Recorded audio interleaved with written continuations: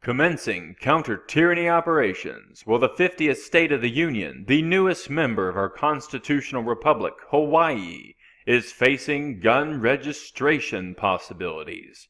Now, Hawaii, you better ask yourself exactly how well did gun registration go for, I don't know, Canada, the United Kingdom, Australia? Oh, that's right, it didn't go very well at all because registration always leads to confiscation.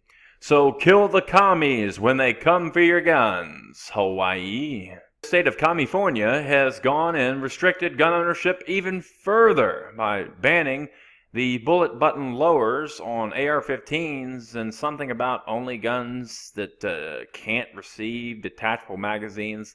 Whole bunch of lunacy here. It is bill number...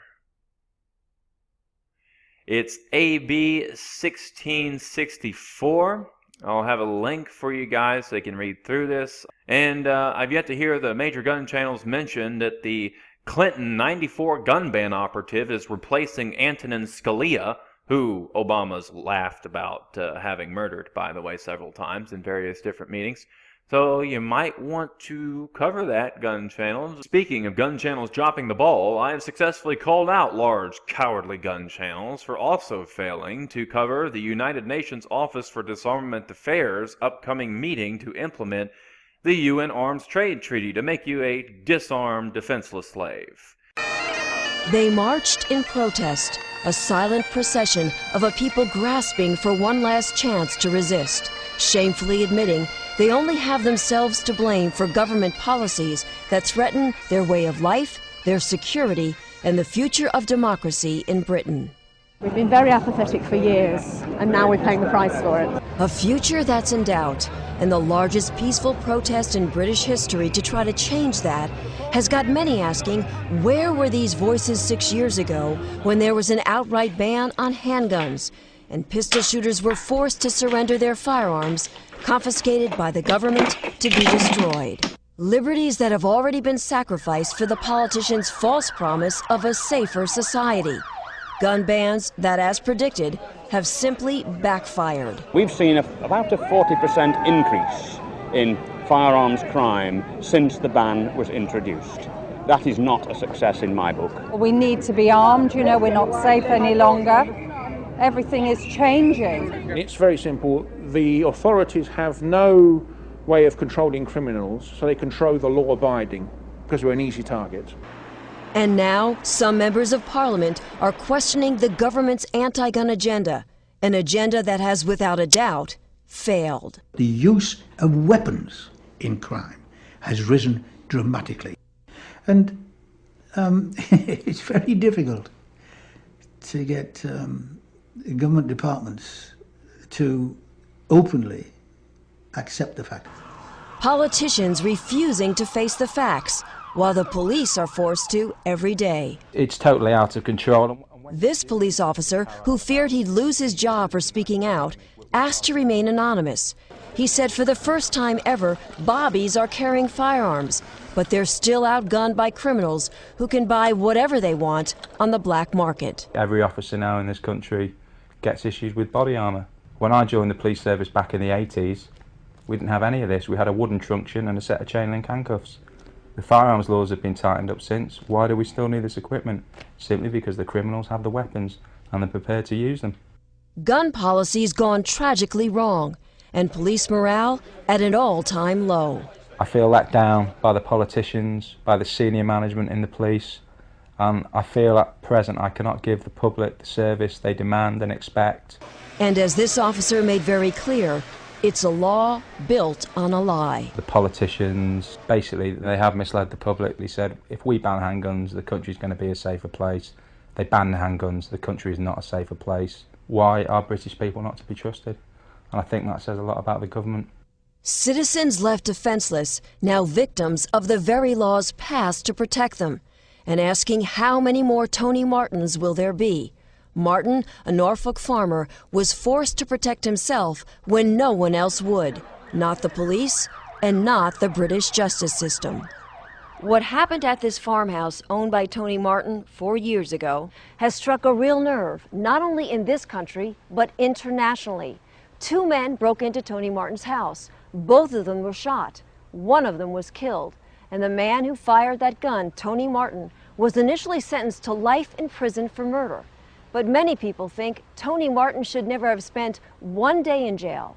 They say he was just an innocent man protecting himself and his property. Tony should not be in a jail, not for what he did. He was perfectly within his rights, in my view, to look after his own property and his own life.